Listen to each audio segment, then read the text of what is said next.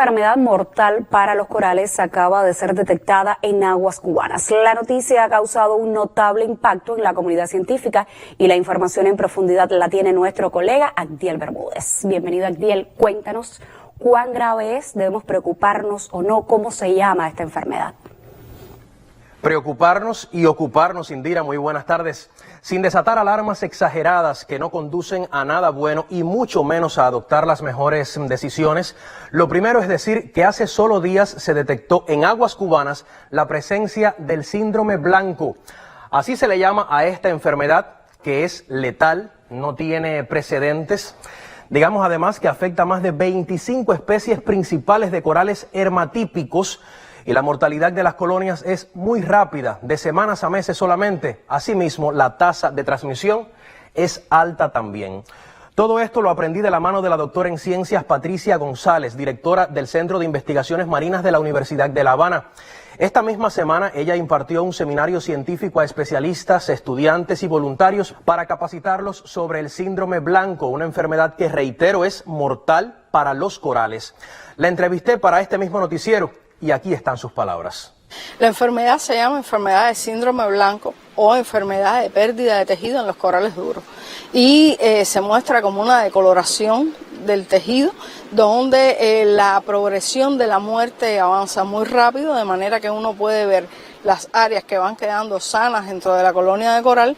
Puede distinguir también las áreas afectadas donde está el esqueleto totalmente muerto, blanco, iridiscente, y algún esqueleto ya que ha muerto anteriormente y ha sido colonizado por algas. Realmente la enfermedad es una enfermedad letal por varias razones. Uno, por la tasa de progresión que tiene, que es una tasa de progresión muy elevada.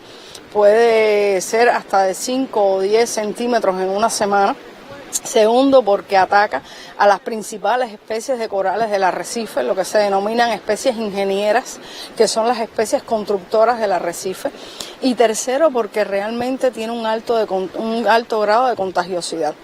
Los primeros casos se detectaron en la costa de Miami-Dade, en Estados Unidos, en septiembre de 2014, hace ya 9 años. Se expandió rápidamente hasta llegar al Mar Caribe y parecía increíble que no hubiera afectado antes a nuestros arrecifes coralinos, cosa que lamentablemente sucedió y se ha confirmado su presencia en varias áreas de nuestro archipiélago. De hecho, Cuba es el país número 29 en la región donde está el síndrome blanco, del que aún no se conoce con certeza la causa que lo origina. Sobre esto también nos comentó la experta del Centro de Investigaciones Marinas de la Universidad de La Habana. Ahora, uno de los grandes retos que tiene la ciencia es que desde el 2014 hasta ahora no se ha podido identificar el patógeno que la provoca. Se han aislado algunas bacterias, algunos virus que se encuentran tanto en el tejido como en el agua circundante, de manera que entonces por esa razón se cree que más que todo es un consorcio microbiano lo que debe estar provocando la enfermedad. Y por otro lado se sabe que la enfermedad se detiene o se controla con la amoxicilina, a partir de lo cual entonces se cree que al menos debe haber bacterias involucradas en este proceso. Por suerte no es perjudicial para la salud humana. El hombre, sin embargo, es uno de los vectores principales que traslada la enfermedad de un sitio a otro, pero no produce absolutamente ninguna afectación en el ser humano. Sin embargo, el hecho de que esta enfermedad se encuentre en los arrecifes y que mate, que dañe las especies ingenieras, que son las que forman los corales, pues entonces sí, digamos, a lo largo de la cadena, al final sí va a tener una incidencia negativa en el ser humano, ya que si perdemos los corales, perdemos los arrecifes y por tanto tampoco tendremos peces. O sea que de todas maneras el daño va a existir, pero en este caso no provocado directamente por la enfermedad, sino como un efecto indirecto al perder los arrecifes de coral. En medio de lo que algunos en el mundo llaman una tragedia ambiental, el hecho de que no le haga daño a los seres humanos es un respiro de alivio, vamos a decirlo así. Pero de pequeños aprendimos en la escuela que en la naturaleza todos estamos conectados.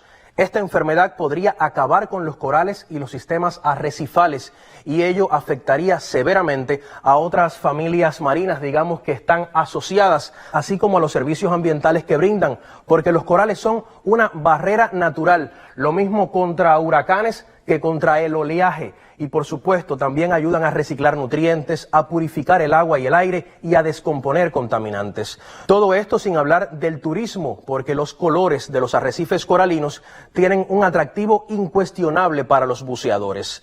El asunto preocupa muchísimo en nuestra región y no es para menos.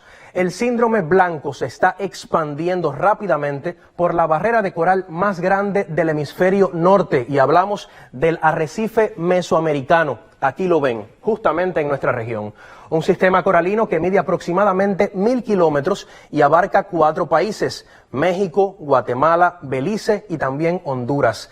Los científicos del área se han unido para crear toda una estrategia conjunta, integral, a escala regional, y se ha compartido información, también se han compartido guías de monitoreo, tarjetas de identificación y, por supuesto, protocolos de descontaminación.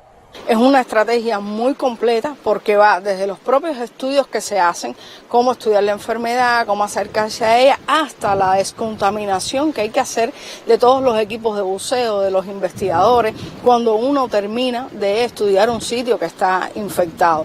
Entonces realmente hay una cooperación muy estrecha entre todos los países, en primer lugar para tratar de comprender cómo la enfermedad va llegando de un sitio a otro.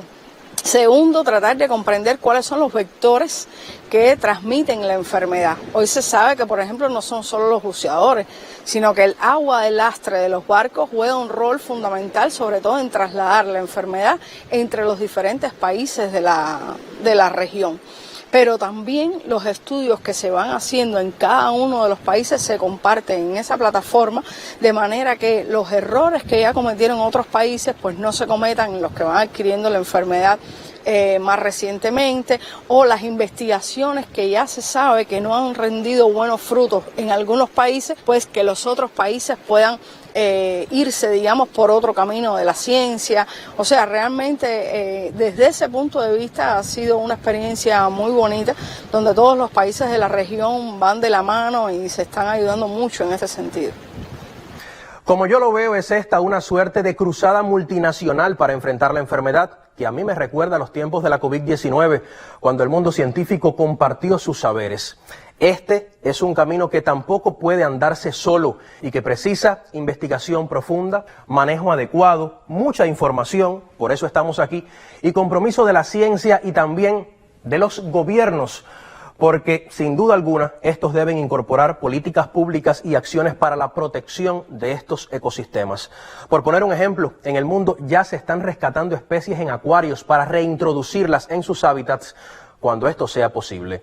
Por eso la doctora Patricia González agradecía la colaboración de todo el que bucee en nuestras aguas y detecte alguna anomalía en los corales. Bueno, si un buceador encuentra alguna anomalía de este tipo en alguno de los lugares de arrecifes de coral en los que bucea, lo primero sería, si tiene en sus manos una cámara, pues tirarle tantas fotos como puedan, no solo al coral enfermo, sino alrededor de ese coral a otros corales. Eso es una información valiosísima porque habla un poco de que si fuera la enfermedad, en qué etapa se encuentra esa enfermedad. Y además de eso, pues lo antes posible tratar de comunicarse con el centro nuestro, con algunos otros centros marinos del país, para tratar enseguida de mandar un equipo de científicos al lugar, comprobar que realmente sea la enfermedad, ver en qué estado está y qué medidas de manejo se pudieran tomar en cada uno de los pasos. Realmente nosotros vamos a estar muy agradecidos de que cualquier buceador que encuentre alguna anomalía en los corales pues nos transmita esa información. Mucho mejor si tiene fotos, pero si no, de cualquier manera la vamos a agradecer mucho.